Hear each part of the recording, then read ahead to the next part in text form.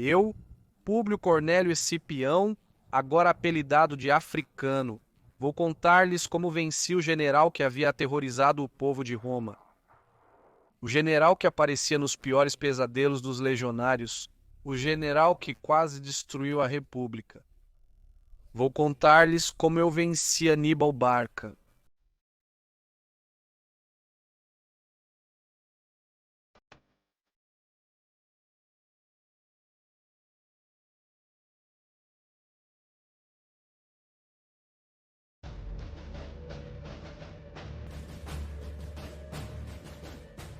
Haviam-se passado 16 anos desde que começou a Segunda Guerra Púnica.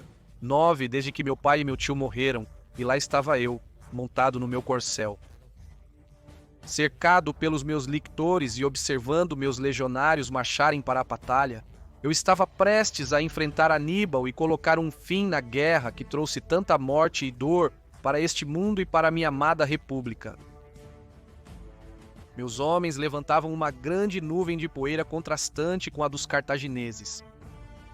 Os cartagineses e seus elefantes. Aníbal levou 80 elefantes para a batalha.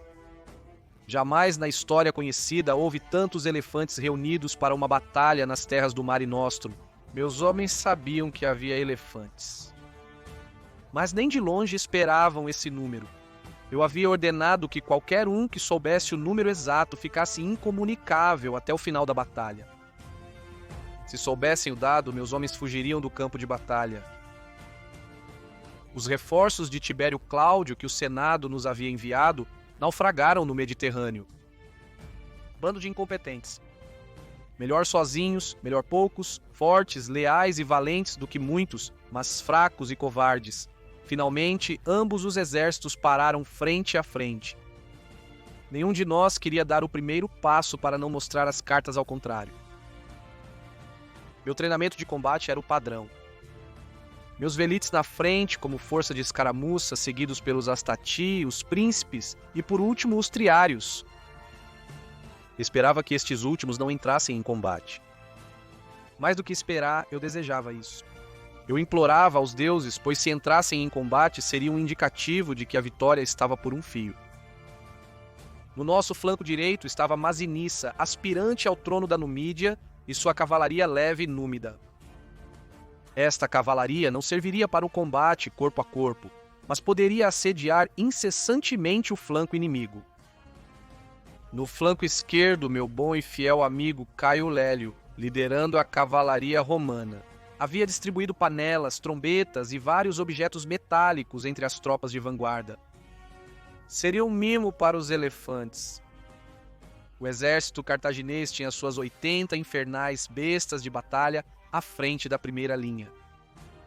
A ideia de Aníbal, eu sabia, era lançá-los para desmantelar toda a nossa frente e assim poder nos devastar depois com a infantaria. Atrás deles estava a primeira linha, composta por mercenários de todos os tipos, africanos, ibéricos, gauleses, todos lutando por dinheiro nessa batalha. A segunda linha era composta por cidadãos cartagineses, soldados com e sem experiência em combate, que foram armados e enviados para lutar. Esses homens não lutavam por dinheiro, mas por sua terra, seus costumes e suas famílias. A terceira linha era a mais poderosa e temível de todas.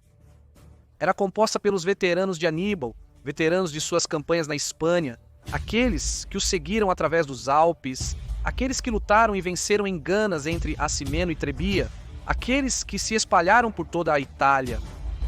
Esses homens, endurecidos em 1000 batalhas e cegamente leais a Aníbal, seriam um osso muito duro de roer. Sua ala esquerda era formada pelos númidas de Sifax, enquanto sua direita pela cavalaria cartaginesa liderada por Maharbal. Um destacamento de cavalaria saiu da esquerda cartaginesa, e Masinissa, sem esperar ordens, fez o mesmo para deter seu avanço. Era um combate de númidas contra númidas. Seguidores de Sifax contra seguidores de Masinissa. Um combate mortal entre irmãos. De repente, os elefantes inimigos atacaram, fazendo o solo tremer sob nossos pés. Minha montaria começou a relinchar, nervosa, temerosa por esse tremor repentino que aumentava sua potência a cada segundo que passava. Vi as lanças dos meus homens começando a tremer. Estavam aterrorizados.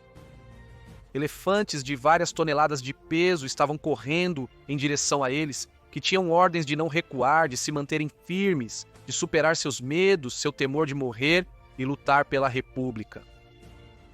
Tinha a boca seca, um nó no estômago, mas precisava dar o exemplo, manter a cabeça erguida e transmitir segurança aos meus homens. Levantei meu braço e observei como os oficiais das minhas legiões me olhavam, esperando o sinal, aguardando a ordem para agir. Naquele instante, compreendi o poder que tinha. Com um simples movimento do meu braço, faria com que os homens sob minha responsabilidade morressem ou sobrevivessem. Vi como um soldado de primeira linha largou suas armas e vomitou no chão. A pressão, a adrenalina, a incerteza de saber ou não se verá um novo amanhecer haviam superado ele. Eu não o culpava. Não é fácil encarar 80 elefantes que vêm direto para você. Não é fácil olhar a morte nos olhos. Quando os elefantes estavam a 100 passos, abaixei o braço e as cornetas soaram. A manobra havia começado. Os Velites deram meia volta e correram para os corredores grandes abertos pelos Astati em intervalos regulares. Alguns corredores muito mais largos do que o necessário. Porém, os Velites não recuaram. Eles se misturaram com os Astates pelos corredores, lanças em punho. Então todas as tubas e cornetas das legiões começaram a soar. Os legionários com objetos metálicos distribuídos começaram a batê-los, e uma terrível cacofonia metálica emanou das minhas legiões e tomou conta do campo de batalha. Isso tinha efeito. Mais de 50 elefantes se assustaram e correram para os lados, colidindo com outros elefantes ou fugindo para o deserto pelos flancos. Mas ainda havia muitos. Apertei a mandíbula, assim com força o punho da minha espada, e pedi aos deuses para que os elefantes se comportassem como eu esperava deles. Foi assim. Os elefantes, como os cavalos, não procuram problemas. Fogem das massas quando podem. O instinto deles ao ver um muro de homens não é se lançar contra ele, mas buscar uma alternativa para continuar correndo sem colidir.